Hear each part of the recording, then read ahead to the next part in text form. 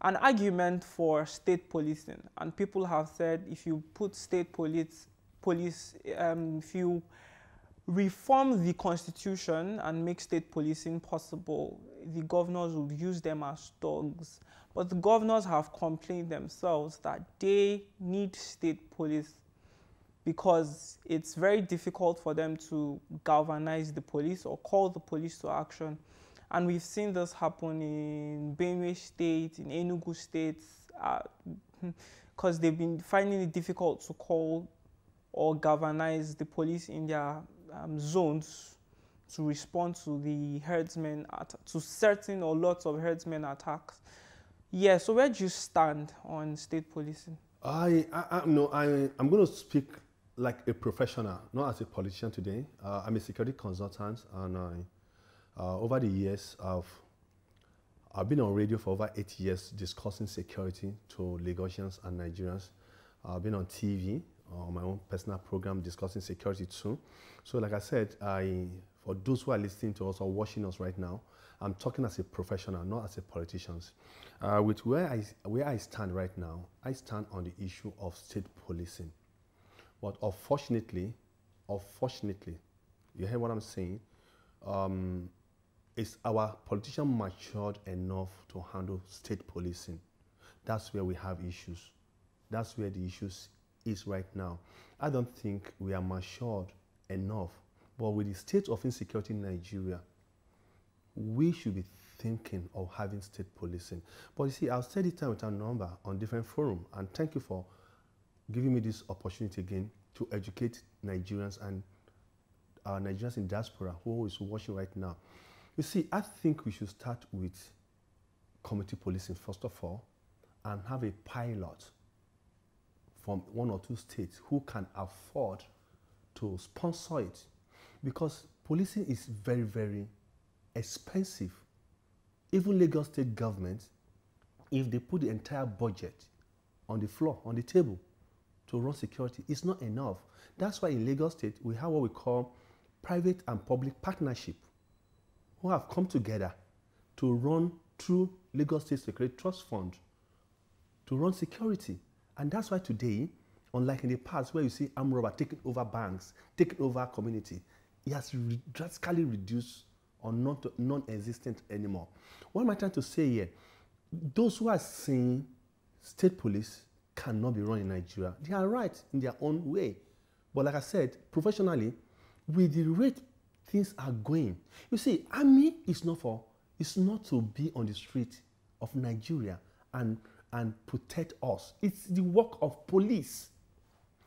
As I'm talking to you today, army are in all over 36 states, including Abuja, just like from your prologue too. How long are you going to continue like that? The truth of the matter is that police now are not just only inefficient, but again, they're not motivated. How on earth in this 21st century will you have about 350,000 policemen protecting over 180 million Nigerians, even though we don't know our populations of today? But let me put it again to you. The UN specified that you have 400 citizens to a policeman. But today, Nigeria have over 800 citizens to a policeman. So we're going to look at all this. And why do you think a whole lot of people are saying state policing cannot work in Nigeria? Number one, they're looking at the funding. Again, they're looking at the immaturity of our politicians. Immaturity, when I say immaturity, how on earth today, because I am of a political party, a ruling party, and the governor is a ruling party, and the entire number of members of House of Assembly are of the ruling party. Even when the governor is going wrong, this guy cannot stand for the people. And they forgot that they are the representative of the people. If you are truly a representative of the people by being in House of Assembly, when the executive are taking a wrong decision, you should say no, veto it. But hey, we are in a country where money rules. We are in a country where, where the governor or the president take over the hierarchy of a party. So I hate to say this. Go back to America, for example, the Democrat, the Republican. Trump is not the leader of Republican. Why Obama is not the head of Democrat? They have the chairman, but they are part of the member and they take decisions. So what I'm trying to say here is the fact that Nigerians, we need to grow up to understand one thing, and that's what was that the fact that our politicians need to grow up and know what to do. People cannot be dying every day like that. So, for me to take a breather here for now, I'm going to tell you, sir, that issue of state police, we look at it generally with the rate things are going in Nigeria right now, we should be talking about having our own state police. At 21st century of Nigeria, of the entire world, 21st century, we are still having a police being controlled from federal, where even a state governor cannot call a commissioner of police and say, I have issue in Mushi, for example, in Lagos, or have an issue in Ikeja. You have to take permission, first of all, from the IG. And that's why you see in Nigeria, where a public relation officer of the police we call a sitting governor. Names, unprintable names on national television. So those are the things we're talking about. But for me, as a professional, I would say, let's start with the community police and let's have a pilot from some states who can afford it. In lots of other countries, we have community polices. Yeah. We have sheriffs in the US, which you used as a case study. And I should also just add this, that in Nigerian political parties, the presidents and the governors are not the leaders of the parties. So it's similar to that in the US. But coming back to the case in point, police welfare seems to actually be the main challenge. And the Nigerian states have found it difficult to pay salaries. So what's the assurance? Because you don't have local government institutions as well.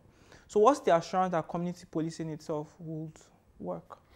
You see, that's why I said let's take a pilot from one or two states. Yes, and we have one pilot, which is the neighborhood watch. Neighborhood watch in Lagos is even enough. It's not enough to. It's not even to test the water, because we're talking about Lagos is about 21 to 22 million people in Lagos State. I'm talking with facts and figure here, and we have about 7,000 neighborhood security watch. 7,000. What kind of? If you put 7,000 in Ikorodu's people, a population swallowed it. So divide 7,000 into 20 local governments of Lagos State. So you can imagine what I'm talking about. You see, let me give you an example of what happened in Chicago in 1993.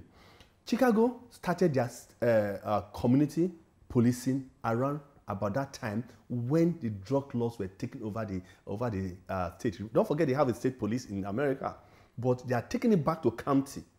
And what happened was that because they find out that what community policing is to do is to interact with the people. You see them either on the horses, on their bike, on their power bike, and interrelate with people. But unfortunately, for those of us who try to copy it, I know, for example, Lagos State government have neighborhood watch with 7,000. They give them power bike, give them bike and all that stuff. Good.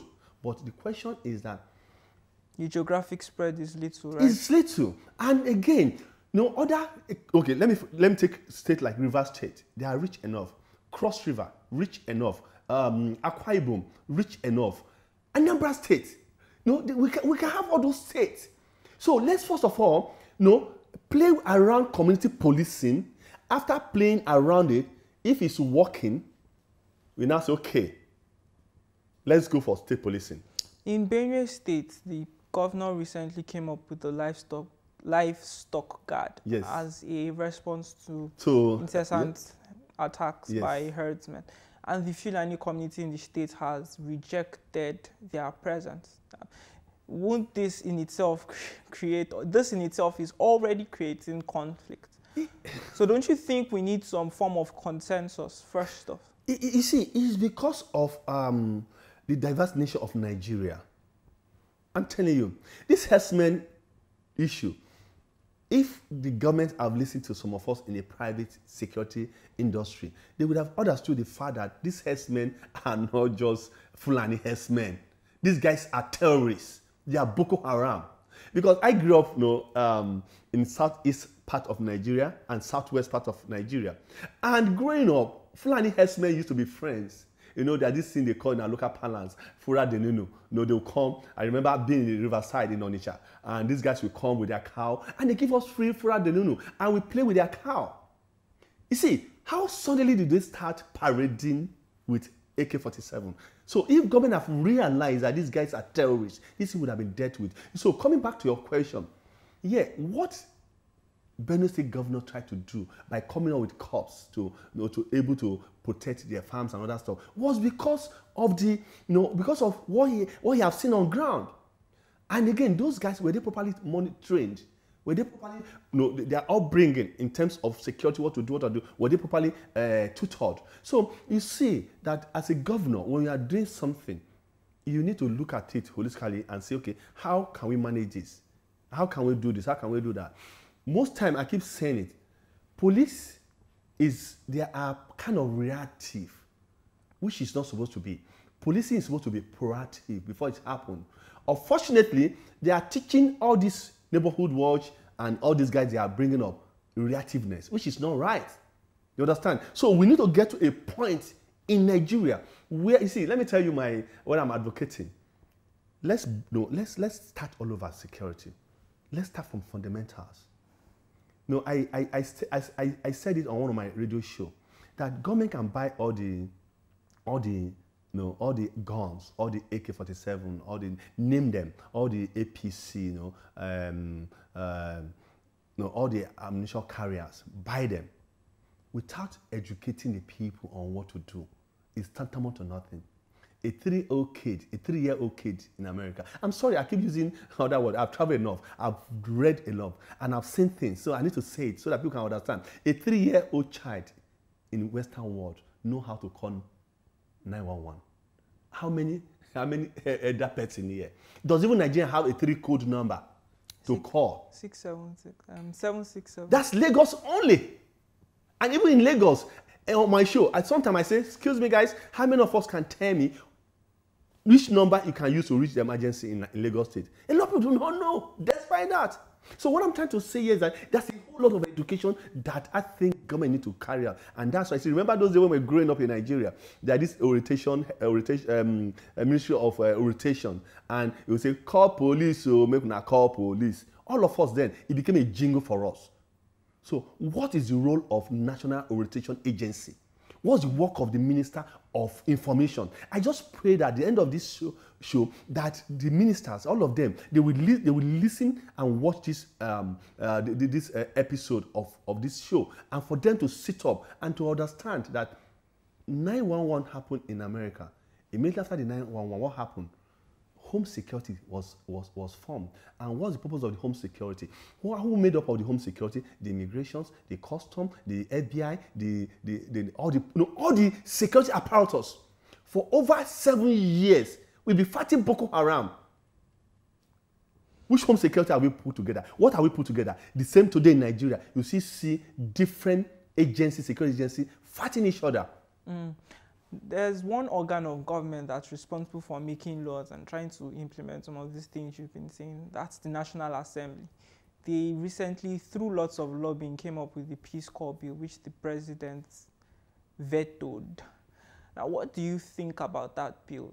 In light of all the paramilitary agencies we have, do we need another? We don't need another. It's obvious. Like you said earlier in one of your questions, the question I'm going to ask you, I'm so excited that even federal government did not sign that bill. And I just hope that National Assembly will not veto that. Do you know why? Police is not being taken care of. Nigerian civil defense is not being taken off. Now you are coming with another security apparatus. Who is going to pay them? How are they going to be funded? How are they going to fund them? Is it not multiplicity of security agencies where already the one we have, we are not taking care of them? So what's it? What are they going to do? If they really want to be involved in police, let them apply to Nigerian police and then get a job with, from police. It's not starting another agency again. No, for me. And don't forget, I said initially that everything I'm going to say on this show, I'm going to talk as a professional. The Peace Corps to me is a no-no. The money the government they will use in establishing and putting them in place. I think that money should be used to encourage the Nigerian police, to encourage Nigerian civil defense, the DSS, and every other security apparatus we have in Nigeria to stabilize and do their job. What's your module for developing or devolving the current internal security framework we have now into a cell that begins with community policing? Simple. Take the security to the people. Yes. What's your module for devolving what we have now, for fragmenting what we have or reforming what we have to start from community policing itself? So for devolving federal policing into community policing, what's your framework for that? First of all, what I would do that, the IG, you understand? The IG will remain as an IG in the federal. Then every state, as a commissioner, we work with the with the governor. Are you getting what I'm saying? Then take some of this some of these police posts. Take it to the community. Then get the community to work with the police. I don't know whether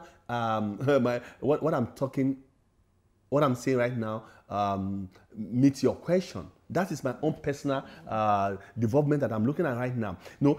Break the power of the IG from the central, take it a little bit to what? To, if possible, get these 6 geographical political Nigeria, 6 political geographical, break into 6, then get another top police officer. It might be AIG, who is going to be very close to what? To the state commissioner. And that make it easy. For example, let me give you an example. For example, for SARS. Do you know we're having an issue with SARS? Because the commissioner that is heading the SARS is very far from the AIG that is in Abuja that is controlling them. As a result of that, there are too much power between the officer themselves. So if you really want to take the policing the way it is right now back to the community, that's a whole lot of job that needs to be done. That's my take. And the state will still be responsible for that, would become responsible for their welfare, right? Of course. Interesting. Do you know why? Let me tell you an example. Today, RRS is being managed by Lagos State government. The vehicle, the ammunitions, the vex, when I say the vex, I'm talking about the blade vex and everything. It's being managed by Lagos State government. Any officer that died in the line of duty, Lagos State government give them 10 million naira to the family. And that's because of Lagos State Security Trust Fund? Yes, that's what I'm saying. So why can't other states who are rich enough emulate this? You see, I think the problem we have in Nigeria, and we keep saying the state does not have money, is because we don't have a business-oriented people who are heading states. It's time we need to say people need to stop depending on federal government for money from oil to be able to fund their state. Let every executive, governors, let them look into their state and see what can come up. People say Osun State have not paid salary for how many months or thereabout. Tell me, if Osun really go into agriculture and say, okay, we have a lot of land there, they will be richer than Lagos State because they have lands. But unfortunately, what are the governors depending on? They are depending from stipends that is coming from the federal government. So my brother, what I'm saying here is that the governors are being lazy. And that's why I'm saying, come 2019, I'm giving an expo to the voters right now. Whoever that want to be governor, let's ask him simple question. What is the roadmap to make our economy better in our state?